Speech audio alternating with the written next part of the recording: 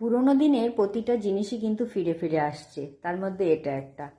ছোটবেলায় এটা দিয়ে আমরা গায়ে সাবান দিতাম, তখন খুব মজা লাগতো।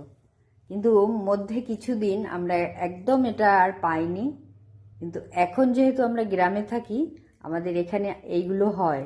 আমার মা নিয়ে এসছে, আমার বাপের বাড়ির দিকে হয় আর কি, তো সেখান থেকে নিয়ে এসছে। আমরা এগুলোর ব্যবহার যেহেতু জানি, সেহেতু আপনাদের সাথেও একটু শেয়ার করলাম।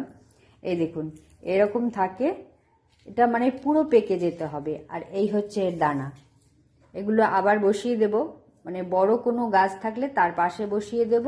গাছে উঠে যাবে গাছগুলো লতিয়ে লতিয়ে, আর এরকম ফল হবে। আর ফল যখন শুকিয়ে যাবে, এটা কিন্তু ভীষণ তেতো।